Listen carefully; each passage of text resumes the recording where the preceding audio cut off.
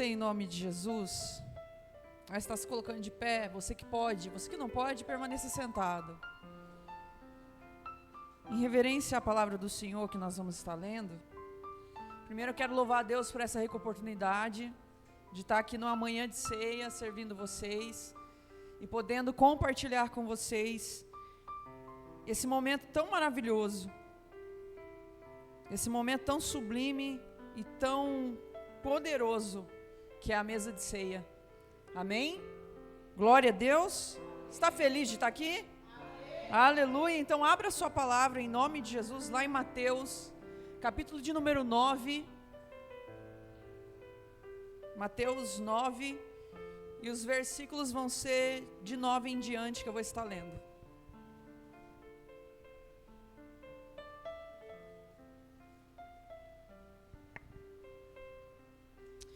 Senhor, nós te louvamos, te agradecemos, Pai, por essa rica oportunidade de estar aqui na sua casa, Senhor, falando do Senhor, bendizendo o teu santo e bendito nome, Pai.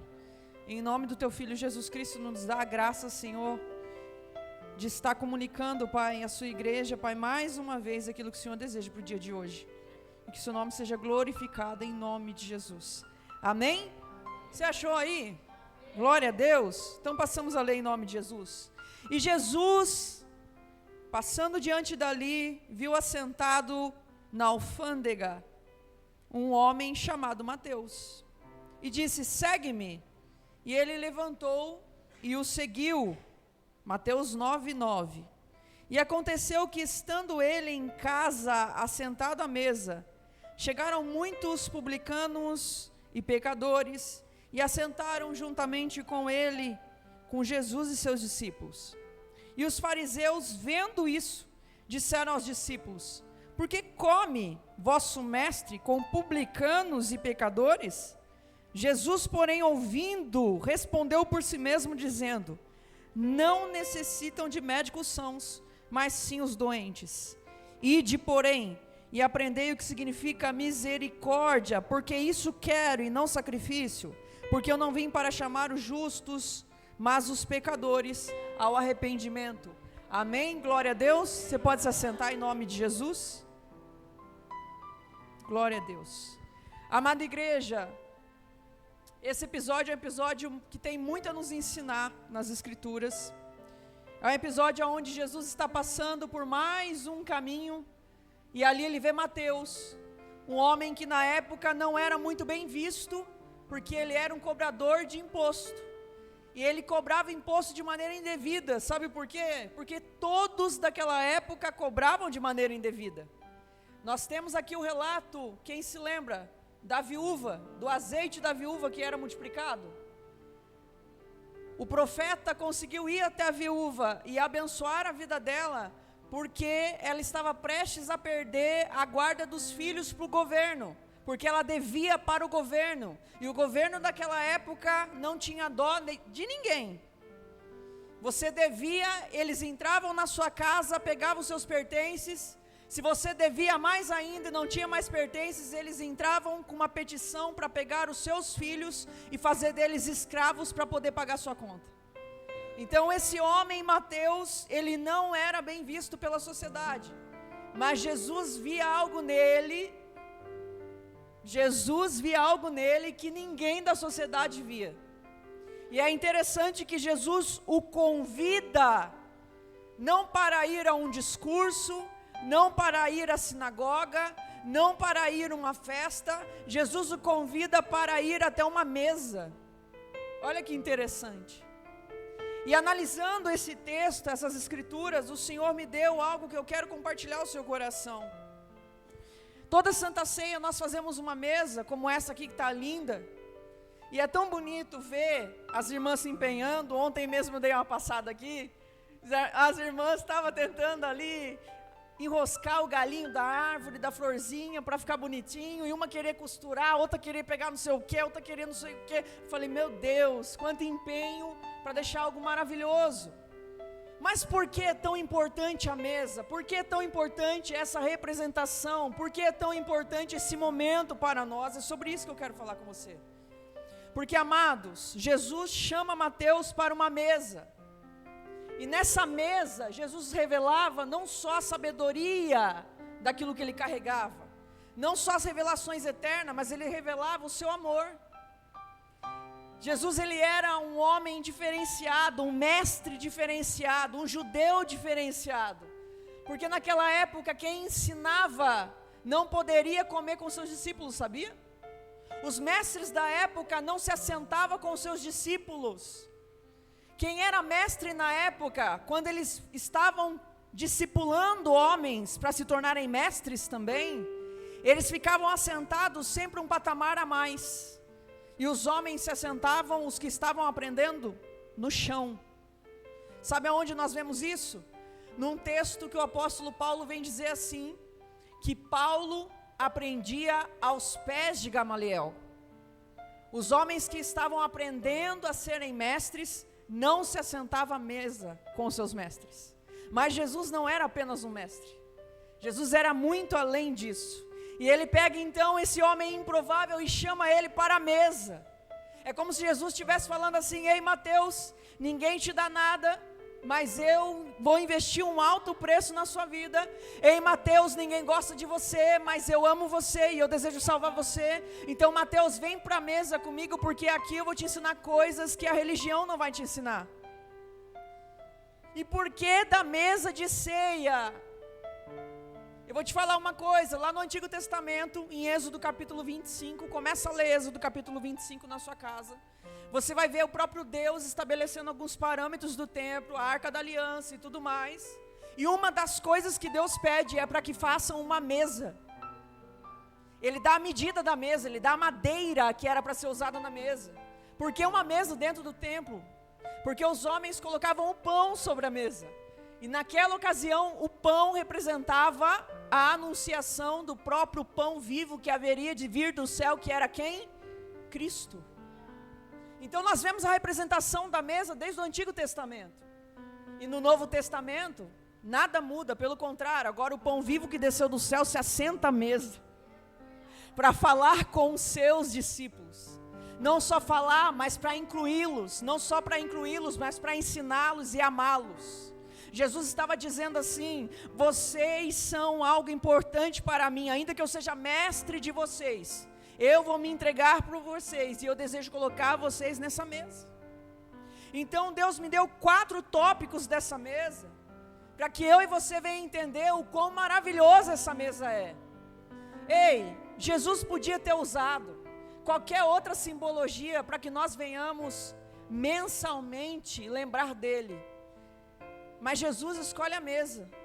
Quando ele estava fazendo a última ceia, ele fala assim: vocês vão fazer isso em memória de mim. Vocês vão fazer isso em memória de mim. Então a mesa não representa apenas um lugar onde eles comiam, mas era a memória de Jesus que estava gravada naqueles momentos. É como se Jesus estivesse falando assim: façam isso em memória de mim, porque quando vocês se assentarem a essa mesa, para comer dessa mesa, vocês estarão ainda comigo, lembrando daquilo que eu vos ensinei, experimentando de coisas que eu trouxe ao coração de vocês, que eu revelei nas profundezas da intimidade, aonde outros mestres não queriam te dar. Ei, a paternidade está na mesa, a identidade está na mesa. Jesus desejava fazer isso. Ele poderia usar qualquer outra coisa. Ele poderia ter falado assim: quando vocês olharem para a cruz, fazei isso em memória de mim, porque afinal de contas ele morreu na cruz. Só que nós precisamos lembrar de uma coisa muito maravilhosa: nós não servimos a um Deus que está morto, nós servimos a um Deus que está vivo, assentado ao lado de Deus Pai, que espera a sua igreja. Então é por isso que a simbologia do fazer isso em memória de mim não é a cruz, porque ele venceu a cruz, mas é os momentos da mesa, onde ele estava vivo, onde ele expressava o seu amor, onde ele dava destino, onde ele incluía as pessoas, até as menos prováveis, como Mateus. Meu irmão, minha irmã, você foi incluído no lugar aonde não merecia.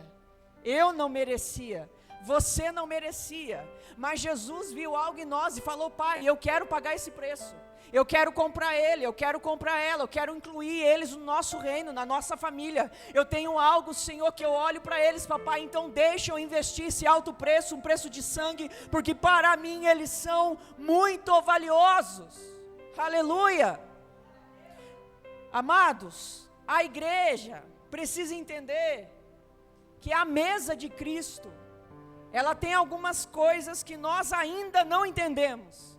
A primeira coisa que o Senhor traz ao meu coração é que a mesa, ela é convidativa. A mesa, ela é convidativa. Jesus convidou Mateus, dizendo: Mateus, segue-me. Eu fico imaginando Mateus olhando para esse homem e pensando: como assim segue-me? Eu acho que eu vou seguir para ver o que ele quer comigo. Eu já tenho ouvido falar dele por aí, mas o que ele quer comigo? Será que ele sabe que o pessoal não gosta de mim? Será que ele sabe que eu sou cobrador de imposto e que eu faço algumas coisas erradas? Será que ele verdadeiramente me conhece? A mesa, ela é convidativa e ela é para todos. O Senhor nos convida para a mesa. É um convite, não é uma imposição, não é uma obrigação, mas é um convite. Ei, vinde a mim alguns? Não, vinde a mim todos. É um convite para todos. Olha que coisa mais maravilhosa. Então as pessoas que você julga não ser merecedora, é essa pessoa que Jesus passa por ela e fala: vinde a mim, vem comigo, bora ali, vamos lá, eu estou te chamando para perto, vinde a mim como estás. Aleluia. A mesa, ela é convidativa. Aleluia. A mesa, ela é inclusiva. Jesus deseja que todos se acheguem a Ele. A palavra do Senhor vem dizer lá em João capítulo 17, que o nosso amado Jesus faz uma oração a Deus Pai, dizendo: Pai, eu desejo que a igreja, esses que o Senhor me deu, se tornem um contigo como eu sou contigo. Senhor, livra eles do mal, Pai. O mundo é do maligno, mas eles são teus. Eles já têm entendido. Senhor, os guarda quando eu voltar. É linda aquela oração que Jesus faz, mas uma coisa que ele deixa frisada: Senhor, todos aqueles que o Senhor me deu, que nenhum se perca. A vontade de Deus é que ninguém se perca, igreja. Então não importa o quão difícil as pessoas sejam, não importa o quão horrível alguém possa ser, Jesus tem algo particular com cada um de nós e deseja resgatar essas pessoas também. Ei, tem pessoas que nós conhecemos ou ficamos sabendo da história dessas pessoas e a nossa vontade, sinceramente, a nossa carnalidade muitas vezes pensa que aquela pessoa merece a morte. Dependendo do que a pessoa faz, dos crimes que cometem, a nossa carnalidade grita assim: merece morrer, ou merece passar por coisa muito pior. Estou mentindo ou não? A nossa ira vem, a gente quer fazer justiça com as próprias mãos, mas nós precisamos lembrar que Paulo, o famoso apóstolo Paulo, foi um homem que antes de ser apóstolo Paulo, ele perseguiu muitos, matou muitos, participou da morte de muitos que acreditavam no Cristo. Ele não acreditava no Cristo, ele acreditava na religião. Então, você e eu precisamos entender que tem pessoas que para você não tem jeito, para você não tem valor, para você merece a morte, mas aos olhos de Deus, a vontade de Deus é salvar ele. E esse amor é o verdadeiro amor ágape. Esse nível de amor é que Deus deseja nos encontrar. Um amor que transcende a aparência, um amor que transcende as ações, um amor que olha para uma pessoa mais horrível que ela possa ser e diz assim: ali existe uma alma que vale mais do que o mundo inteiro e Deus deseja salvá-lo também. Eu sei que dependendo dos casos é muito difícil você ter essa visão sobre alguém que talvez tenha praticado algo contra a sua casa ou contra alguém da sua casa. Mas Jesus olha para ele, olha para ela e deseja salvar também. Então a igreja precisa entender que a mesa de Cristo, ela é convidativa, ela é inclusiva e ela é escandalosa. Ela causa escândalo. Tem gente que Cristo chama para sentar à mesa, como esses discípulos aqui, e os fariseus, os que dizem todos santos, ficaram escandalizados. Seu mestre não sabe quem eles são, não? Que ele ali estava no bar agora, meia hora, e agora está aqui ceando. Fulano estava brigando com a esposa, quase bateu na esposa ontem e agora está ceando. Isso é escandaloso. Isso é loucura muitas vezes. Eu não estou dizendo para você que Cristo não corrige. Eu não estou dizendo que a graça te permite fazer tudo. Não é isso que eu estou pregando. Mas eu estou te dizendo que se há vontade de Deus em salvar em todos, é para salvar todos. Só que existe um convite, existe uma inclusão. Vinde a mim como estás, mas a permanência não será como estás. Porque uma vez que você se assentar à mesa, você nunca mais sai dela do mesmo jeito. Uma vez que você é incluído num banquete, aonde você olha nos olhos de Cristo, aonde Cristo se iguala a você, dizendo: eu te conheço, eu sei quem você é, eu conheço todos os seus erros, todos os seus pecados, mas mesmo assim eu te amo, e eu tenho um lugar reservado para você, e eu quero te salvar, mas você precisa se arrepender, você precisa largar isso, você precisa mudar de vida, filho, para que você possa experimentar, além da mesa que eu tenho preparado para ti. Uma vez que nós experimentemos da mesa, igreja, é impossível levantar dela da mesma forma. É impossível. Jesus pregava para a multidão, mas as maiores revelações dele era na mesa. Jesus falava de coisas maravilhosas para a multidão, mas as intimidades do reino, as particularidades do seu coração, os segredos, ele revelava só para quem se assentava à mesa com ele. Salmos, se eu não me engano, se não me falha a memória, Salmos 25 vem dizer isso, que Deus revela os segredos aos seus íntimos. Não é para qualquer um, é para quem deseja ter intimidade. E intimidade você não adquire na igreja. Intimidade você adquire fora da multidão. Às vezes vai ser sentado na mesa mesmo. Às vezes vai ser no período do seu café da manhã, quando não tem ninguém na sua casa, só você se assenta na mesa para tomar um café. E ali você sente a presença de Deus. E ali você começa a ser constrangido pelo amor de Deus. Às vezes vai ser lavando louça.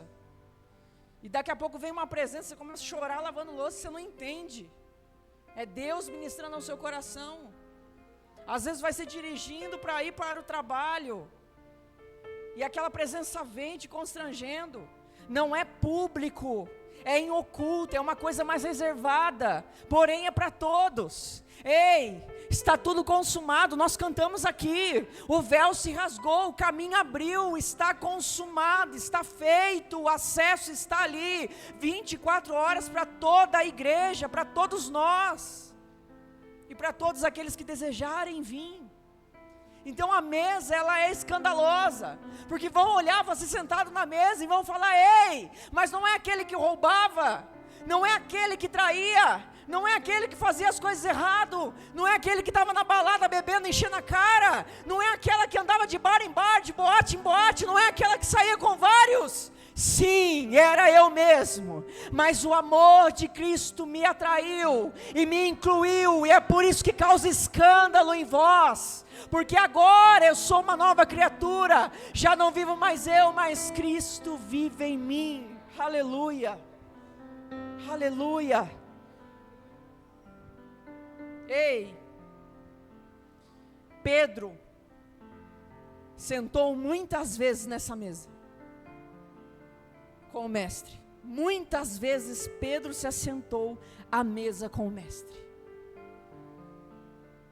E no dia que Deus ordenou que Jesus morresse, Momentos antes, Pedro ainda estava sentado na mesa dizendo: não, Senhor, ninguém vai matar o Senhor não, vai ter que matar-o junto.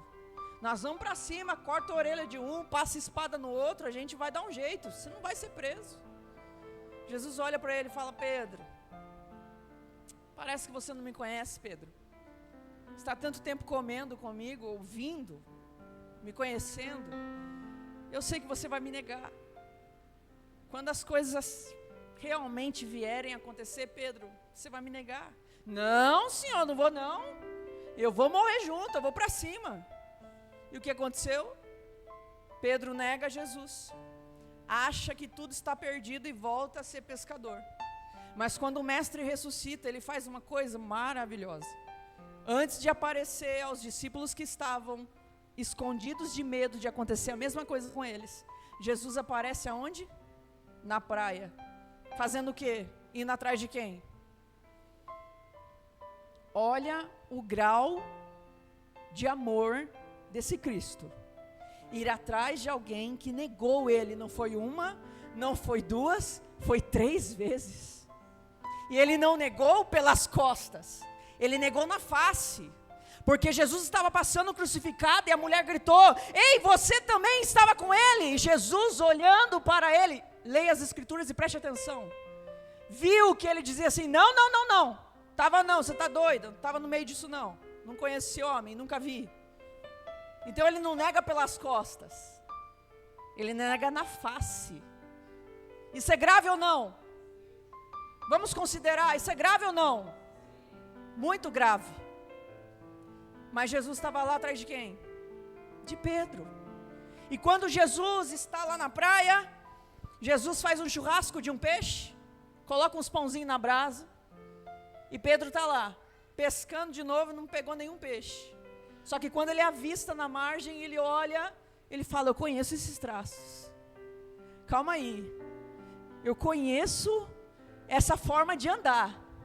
É o mestre. Ei, estou arrepiada de falar isso para você, tá? A palavra diz que ele mergulha e ele vai nadando até a margem, desejando ver se realmente era o mestre. E quando ele vê que é o mestre, ele se cala.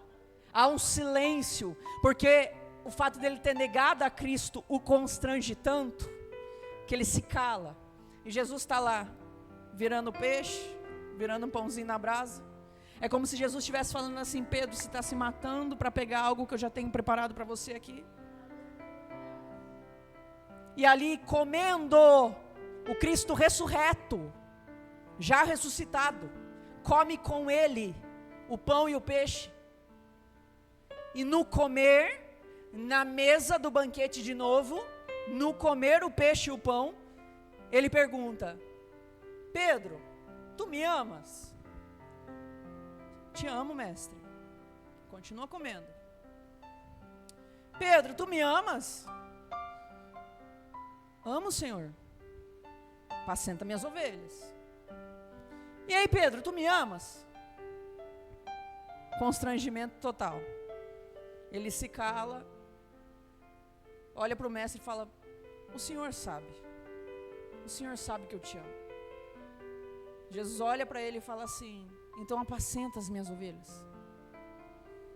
Na mesma medida que ele comete o erro, é a mesma medida do amor de Deus. 3 vezes negou e 3 vezes foi declarado: sim, Senhor, eu te amo. É na medida da ferida que Jesus estava restaurando a Pedro. Ele negou 3 vezes, então por isso que Jesus por 3 vezes o questionou sobre o amor. É como se Jesus estivesse falando assim: eu te perdoo, eu te perdoo e eu te perdoo. Eu te perdoo pela primeira negação, eu te perdoo pela segunda negação, eu te perdoo pela terceira negação, Pedro, mas abraça-me, igreja, porque eu tenho uma obra para fazer através da sua vida e eu conto com você, Pedro. E nós vemos uma outra ocasião de alguém que não compreendia o grau do amor de Deus: Judas. A palavra do Senhor vem dizer que Judas não voltou a fazer o que ele estava fazendo, mas pelo contrário, Judas voltou para os homens dos quais tinha dado as moedas para ele, com um saco de moedas nas mãos, ele lança aos pés dos cobradores e diz assim: por causa de vocês, eu o entreguei e tal, e não era para ser assim, eu não sabia que ele ia viver tudo isso. E os homens falam: isso é problema seu, não nosso, se vira, Sabe o que Judas faz depois disso? Sai e se mata. Eu entendo, eu aprendo uma grande lição. Os lugares para onde você volta depois que você peca, preste atenção, os lugares para onde você volta depois que você peca, vai destinar restauração ou morte. Vai decidir restauração ou morte sobre a sua vida. Judas não voltou para Jesus, voltou para os cobradores, os mesmos caras que tinham dado dinheiro para ele. Por isso que ele não via oportunidade de restauração. Mas eu tenho a plena convicção, se você quiser acreditar isso, amém. Se não quiser, está tudo bem. Se quiser concordar comigo, amém. Se não quiser, está tudo ótimo. Mas eu acredito, conhecendo um pouquinho desse mestre, porque terei uma vida inteira para conhecê-lo, se ele não voltar, que se Judas tivesse voltado para Jesus e não para esses homens, mas tivesse se lançado aos pés de Cristo e falado assim: eu te vendi, mas eu não sabia que eles iam fazer isso com você, me perdoa. Seria ou não perdoado, igreja? O amor que Jesus tinha, eu tenho certeza que sim. Porque eu vou te dizer uma coisa, ao meu ver, Pedro errou mais do que Judas. O graus, não existe pecadinho e pecadão, mas para mim, se a gente for colocar hoje na pregação, o nível de quem pisou mais na bola, para mim, seria Pedro. Porque negou na face 3 vezes. Judas ainda, fingiu um pouquinho ali ser amigo, para ter um dinheiro. Mas Judas não correu para a pessoa certa, pastor. Quando você errar, e você vai errar, na caminhada com Cristo você vai errar, eu vou errar, nós vamos pecar, que não seja de maneira intencional, porque se for intencional você não aprendeu o amor de Cristo, mas se for por um deslize, se for por um acidente, um equívoco da sua vida, que você não planeja, que você não deseja, que você saiba exatamente para onde voltar, volte para os pés de Cristo, volte para a mesa, aonde ela é inclusiva, aonde ela é escandalosa, disposto a incluir você torto, errado, porque na mesa é tratado o seu caráter, é tratado o seu pecado. O Senhor não vai te lançar fora, pelo contrário, Ele vai te atrair para a mesa, para que haja reconciliação, restauração. Então, por favor, não deixa de cear hoje. Ah, Juliana, mas não é só para quem é batizado? Minha palavra não diz isso. Minha palavra diz que é para quem crê. Batismo é outra coisa. Mas a ceia, a mesa, é para quem crê. Mateus tinha sido batizado? Ele tinha acabado de ser convidado, gente. E estava lá já partindo o pão e bebendo do cálice com o próprio Cristo. Ei, nós somos os membros de um corpo, onde Cristo é o cabeça. Um pouquinho de ciência e biologia, a sua cabeça é que dá todas as funções para o seu corpo, amém? É a sua cabeça que dá os comandos para que o sangue do seu corpo circule nas regiões certas durante o dia. Não é os seus membros que trabalham por função própria, tudo provém da cabeça, amém? Amados, se tudo provém da cabeça, se a ceia ela é inclusiva no corpo de Cristo, quando eu deixo de tomar a ceia, eu estou amputando um membro da igreja. Não vai passar o sangue, não vai haver restauração da aliança. Ah, mas o texto vem dizer, não come indignamente. Ok, mas sabe quando é de forma indigna que você come? Quando você se acha o bom, quando você está no meio do pecado e não quer se arrepender. Aí você vai lá e come, isso é indigno. Mas se você sabe que você é um pecador, que você errou e está verdadeiramente arrependido, tome a ceia, porque a ceia vai te enxertar de novo no corpo, vai te enxertar de novo na aliança. É como se Cristo estivesse falando assim: você errou, você não está certo, mas eu convido você de novo, eu enxerto você de novo na mesa onde eu quero tratar com você, aonde eu quero preparar você, onde eu quero curar você, para que você seja exatamente da forma que eu desejo. Então não anula, não corre para os cobradores, não corre para os caras que venderam a Cristo, não, corre para Cristo, para a mesa, aonde você pode vir todo arrebentado, E eu tenho certeza que Ele vai te consertar com o amor dEle. Então a mesa de Cristo, a mesa da ceia, ela é um memorial, porque ela é convidativa, ela é inclusiva, ela é escandalosa, porque causa um escândalo em muitos, dependendo de quem senta nela. E ela é um único lugar que gera destino. A mesa com Cristo é o único lugar que gera destino para a sua vida. Por isso que você não pode sair dessa mesa de comunhão. Você não pode se desligar do Cristo. Você não pode deixar de entender que esse memorial deve ser feito por você. Eu diria que a gente não devia tomar ceia uma vez por mês. Devia ser todos os dias. O memorial devia ser todos os dias na nossa mente, dizendo: Senhor, seu corpo foi partido por mim, seu sangue foi derramado por mim. Então me ensine a ser melhor, me ensine a ser a pessoa certa, de maneira certa, me ensine a tomar decisões corretas. Nós deveríamos trazer a memória todos os dias. A mesa, ela gera destino, porque ela convida para uma intimidade, e inclui nós como estamos, causando escândalo muitas vezes, por muitos vamos ser julgados muitas vezes, ou vamos julgar pessoas que aos nossos olhos são improváveis. Diziam os escribas: acaso poderá sair algo bom de Jerusalém? Sabe de quem eles estavam falando? Do próprio Jesus. Porque ele não tinha aparência boa, ele não tinha aparência de doutor ou de mestre. Ele tinha aparência de um homem comum. A palavra do Senhor vem dizer que ele era experimentado, homem de face experimentada em dores. Eu imagino Jesus bem simplesinho, sabe? É por isso que o povo não dava nada para ele. Talvez ele não era imponente, grande. Às vezes ele era um homem mirrado, pequeno. Nós saberemos na glória. Mas eles falavam: acaso de Jerusalém pode sair algo bom? Porque eles olhavam Cristo fazendo o que fazia e falavam: o quê? Isso daí é o Messias? Mas nunca. Não tem aparência de Messias, come com pecadores, fala com gente pobre, anda com gente fedendo, passa perto de leproso. Isso daí é o Messias? Mas nunca. É o cara que nós estamos esperando? Nunca na vida. O cara que nós estamos esperando é um líder político, é um cara de boa aparência, pastor. É um homem que sabe de tudo, sabe falar bem, se importa bem, se veste bem e anda provavelmente com uma vida muito boa. Não é quem nós estamos esperando. Mas Deus, na sua particularidade, eu amo esse Deus porque Ele faz isso. Ele pega o improvável do improvável, aquele que todo mundo pensa não ser, aquele que todo mundo não dá crédito, aquele que todo mundo não acredita, aquele que todo mundo não apoia, aquele que todo mundo não quer, aquele que todo mundo exclui, aquele que todo mundo não dá honra, aquele que é o mais pequenino, é o isolado às vezes da família, dentro da própria casa, o rejeitado.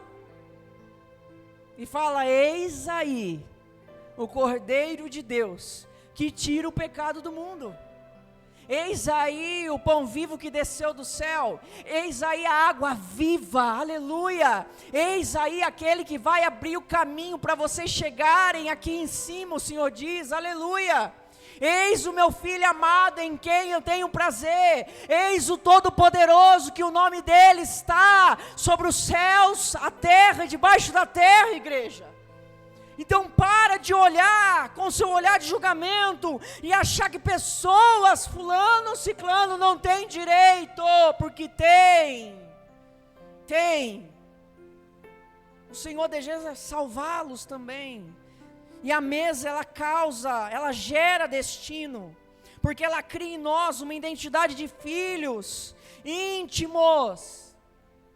Gálatas vem dizer: porque uma vez vocês estavam nas trevas, agora vocês estão na luz, e agora vocês foram adquiridos, agora vocês foram adotados pelo Espírito que clama Abba Pai. É o Espírito Santo de Deus gerando em nós a identidade de filho, e filho se assenta à mesa. Filho, aleluia. Sabe o que diz lá em Apocalipse? que quando nós estivermos com Cristo, Ele vai preparar, sabe o quê? Um banquete. Onde se põe banquete, gente? Eu sou meio doida, eu fico pensando às vezes essa coisa. Eu falo, Jesus, se eu me assentar do seu lado na mesa, eu acho que todo mundo vai querer sentar do lado de Jesus, né? Você acha? Claro que todo mundo vai querer. Mas você imagina se sentando do lado de Jesus na mesa. E você olhando para Ele. Eu vou tentar não chorar porque isso me constrange. E todas as coisas da sua vida aqui faz sentido lá agora. Tudo aquilo que você aprendeu aqui fará sentido lá agora. Tudo que você passou aqui fará sentido lá agora. Porque tem coisas que você vai viver e você vai experimentar que não faz sentido e você não vai entender mesmo. Lembra do que ele fala para Pedro, quando está lavando os pés de Pedro? Pedro não fazia ideia de que aquilo ali era Jesus falando, Pedro, você vai errar muito, mas eu estou limpando os seus pés, porque para mim eu tenho você como homem que vai edificar a minha igreja, e os seus pés precisam estar limpos para essa caminhada. Agora você não entende, Pedro? Ah, Senhor, já que eu não entendo, lava a cabeça, lava as mãos. Não, Pedro, é só os pés. Jesus estava falando de destino. Eu destinei você, Pedro, para ser, aquele que vai fundar a minha igreja nessa terra. Você vai começar, Tiago vai morrer por ela, vai perder a cabeça por ela, e João vai terminar as revelações na ilha de Patmos. Tudo que Deus faz tem um porquê, um pra quê, e naquele grande dia você vai entender muitas coisas. Naquele grande dia, só o olhar de Cristo vai te revelar coisas. Eu não estou aqui emocionada, isso não é sentimentalismo, isso é uma coisa que eu sinto com Cristo.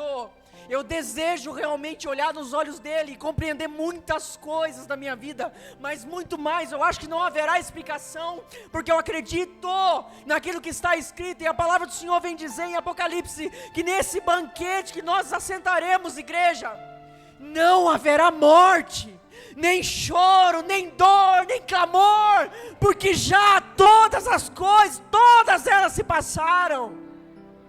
Eis que finalmente a coroa que nos estava proposta será entregue. Tudo valerá a pena, vai valer a pena a sua caminhada aqui. É por isso que você não pode errar e desistir de caminhar com Cristo. E o Senhor está falando com alguém aqui especificadamente sobre isso. Você não pode errar e desistir de estar com aquele que é o único, que é o dono da mesa e pode te incluir de novo nela. O Senhor fará tudo para não perder a sua alma. Se for necessário, Ele vai atrás de você na praia. Não adianta você correr de Cristo. Ele te quer nessa mesa. Ele te quer no corpo, Ele te quer com Ele. O plano da igreja não mudou, o plano do Senhor não mudou, é o mesmo. O Senhor sonhou conosco no Éden. Ele continua sonhando conosco, porque Ele deu o seu Filho para nos comprar de novo. E Ele continua sonhando mais ainda, porque lá em Apocalipse vem dizer, o fim da igreja é vitória com o Cordeiro. O fim da igreja é vitorioso. Então Ele sonha conosco. Ele não mudou de plano, o plano é um só, é ter você e pronto, acabou. É estarmos com Ele, pronto, acabou.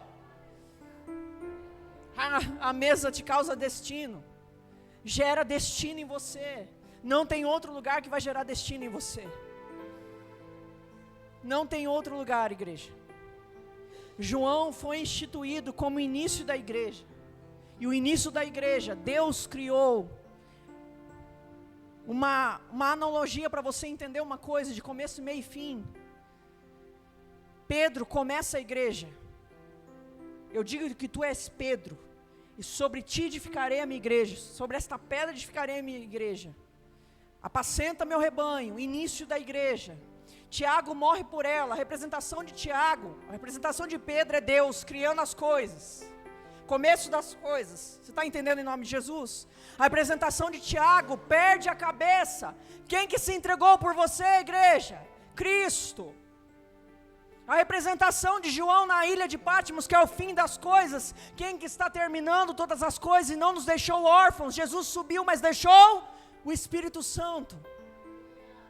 Deus trabalha com começo, meio e fim. Pedro, Tiago e João. Pedro começa, Tiago morre pela igreja e João finda o final das coisas na ilha de Patmos, escrevendo todas as revelações. Deus começou a igreja, Cristo morre por ela, e aqui nós estamos tendo o privilégio de ser instruídos pelo Espírito Santo de Deus, que está nos preparando para voltar para este lugar que sempre foi desejado pelo Senhor.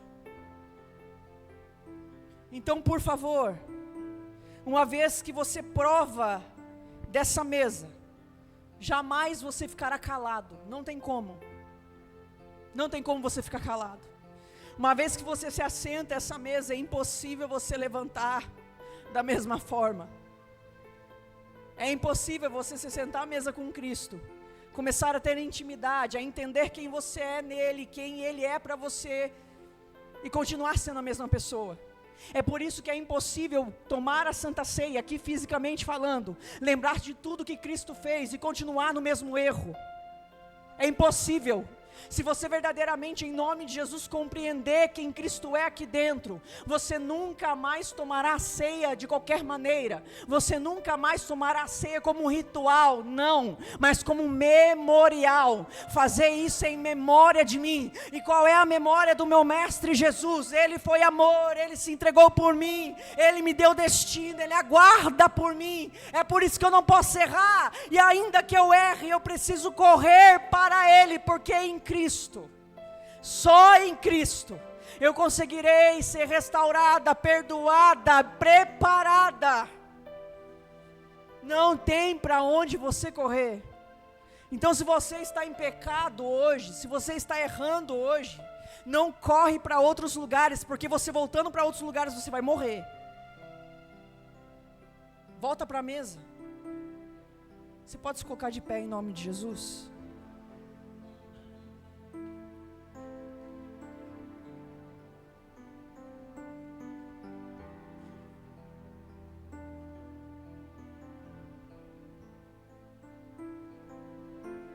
Você entendeu essa palavra, igreja?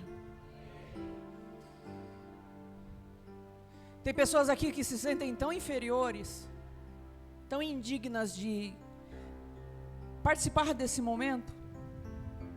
E Jesus me deu o privilégio de vir aqui, de ser convidada por intermédio do Espírito Santo e da pastora, para dizer para você, para de correr da mesa. E eu vou contar algo para você, porque tem alguém que precisa ouvir.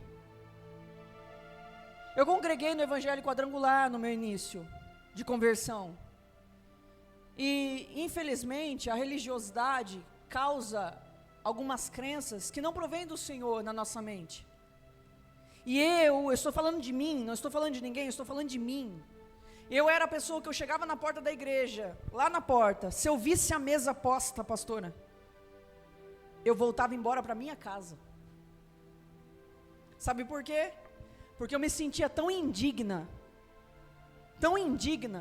que eu não tinha entendido o propósito da mesa. Eu achava que mesa era um lugar de condenação. Ah, você é impuro, então não pode. Está errado, então não pode. Eu me achava o pior do pior, e eu voltava diante de Deus. Eu não preciso mentir, eu voltava para minha casa, eu não pisava dentro do templo. Sabe por quê? Porque eu tinha uma mentalidade religiosa e eu achava que eu não tinha o Espírito Santo. Porque alguns religiosos pregam para você, pastor, que se você não fala em línguas, você não tem o Espírito Santo. E isso não tem nada a ver. Falar em línguas é um dom. Ter o Espírito Santo é outra coisa. Então eu voltava para minha casa porque eu não sentia digna. Eu falava, não tenho o Espírito Santo, por que eu vou ser? Eu não sou digna de entrar, nem de pisar dentro da igreja. Até que Deus começou a me revelar ao meu coração, dizendo, filha, você precisa se sentar à mesa, porque é só na mesa que eu te transformo, é só na mesa que eu mudo você, é só na mesa que eu curo você, é só na mesa que você vai entender que você é amada, que você é querida, que você pode se assentar, ainda que você não esteja 100% da forma que eu desejo, filha, mas é aqui que eu consigo tratar de você, é aqui que eu consigo mostrar para você o meu amor, é aqui que eu consigo te dar destino e te mostrar qual é o motivo de você estar nessa terra. Então eu estou falando isso porque tem alguém, mais de uma pessoa eu diria, que você corre desse dia, você deixa de cear, porque você se sente indigno, você se sente indigna. Mas eu vou te dizer, no fundo, ninguém aqui merece. Então nós devemos deixar como está. Não existe pecadinho e pecadão. Mas para onde você corre determina restauração ou morte. Eu estou frisando isso. Judas correu para a pessoa errada, foi morte. Mas Pedro correu, ouviu, correu não, nadou, né? Em direção a Cristo. E foi alcançado de novo, e ele entendeu que por mais que o erro dele parecia ser o fim, o amor ágape, genuíno de Jesus, era poderoso para restaurar ele, na mesma medida. E Jesus não tinha mudado a ideia dele sobre Pedro. Pedro continuava sendo escolhido para construir a igreja, para constituir os fundamentos do Evangelho. Feche seus olhos em nome de Jesus. Pai querido, Pai amado, no nome do Teu Filho Jesus Cristo, Senhor, que o Teu Espírito Santo possa, Pai, em nome de Jesus, esclarecer profundamente essa palavra no coração dos Seus filhos e das Suas filhas. E que hoje aqueles que têm corrido dessa mesa possam ter entendido que o Senhor está chamando eles para uma restauração de aliança, para que eles fiquem sentados na mesa, não levantem dessa mesa, não saiam dessa mesa, que eles venham entender que eles são amados, que eles são, Pai Celestial, queridos pelo Senhor, e que o Senhor deseja assim, Deus, que eles estejam aqui, Pai, em nome de Jesus Cristo, Senhor, em nome de Jesus, Pai, que o Teu Espírito Santo possa convencê-los, Pai, convencê-los, Senhor, convencê-los, Pai, porque se for colocar mesmo, Pai, ninguém aqui merecia nada, todos nós merecíamos a morte, aquela cruz era para nós, assim como aquela cruz não era para Jesus, era para Barrabás, nós éramos Barrabás, Pai, mas o Senhor, o Senhor preferiu, Pai Celestial, morrer por amor a nós. O Senhor poderia ter aberto mão das nossas vidas e falado, quer saber? Vocês não merecem o meu amor, mas não. O Senhor falou, Pai, eu pagarei. Qual é o preço? Qual é o preço, Senhor? É sangue.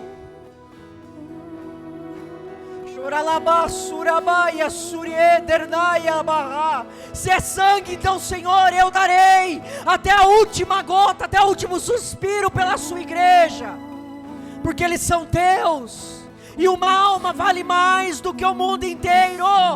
Uma alma vale mais, igreja.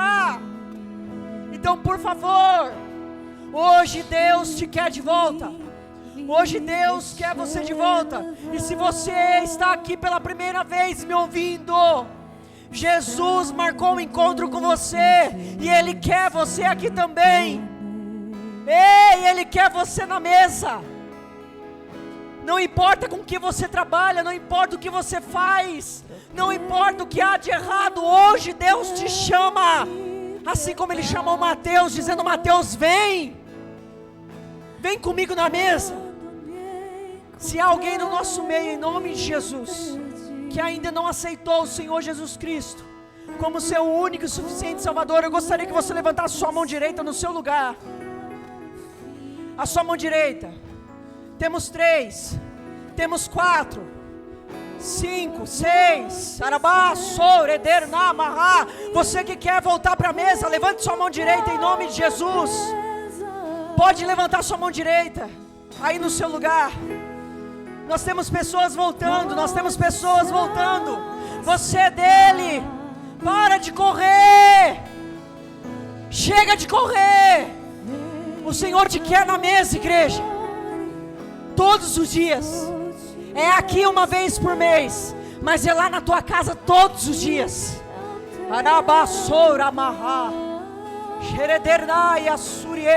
Sim, Espírito Santo de Deus, Tu és aquele que opera, Pai, Tu és aquele que salva, que restaura.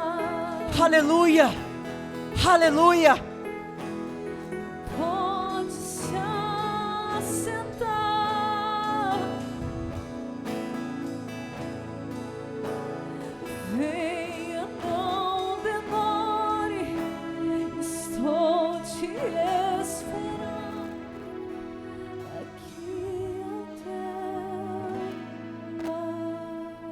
só um segundo.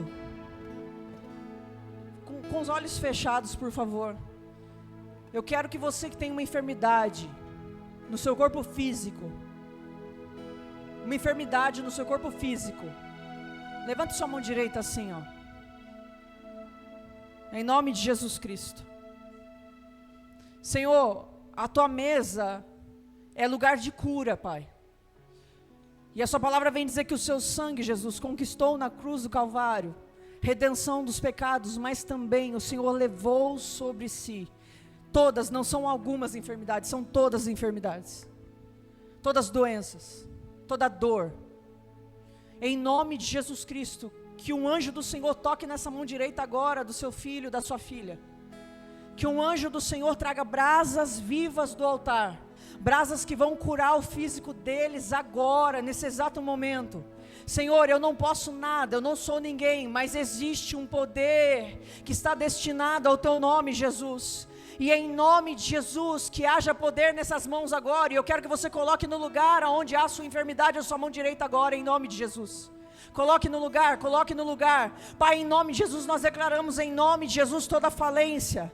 Eu declaro cura em nome de Jesus, cura física em nome de Jesus, cura física em nome de Jesus, em nome de Jesus. Todo câncer, nós declaramos falência sobre toda a enfermidade, nos pulmões, no coração, laringe, faringe, esôfago, estômago, pâncreas, em nome de Jesus, intestino, em nome de Jesus, pelo poder de Yeshua HaMashiach, Senhor.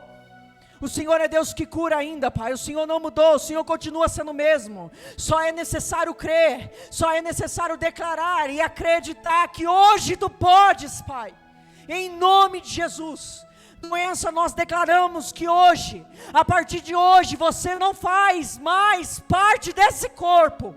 Doença, nós declaramos hoje, a morte sua, a falência sua, nós declaramos doença em nome de Jesus Cristo, que nunca mais, a partir de hoje, você causará dano sobre este corpo, porque este corpo tem poder do céu descendo sobre ele agora, tem o sangue de Cristo que foi vertido por ele e por ela nesse momento. Então nós declaramos em nome de Jesus, aonde houver algum corpo enfermo agora, com uma doença agora, eu declaro para a glória de Jesus, para a glória de Deus Pai, em nome de Jesus, sai, em nome de Jesus, que haja testemunho no meio da sua igreja, para que todos saibam que Tu és Deus e não mudou desde agora e para sempre, permanece curando, restaurando e libertando, em nome de Jesus, amém, glória a Deus, aplauda o Senhor.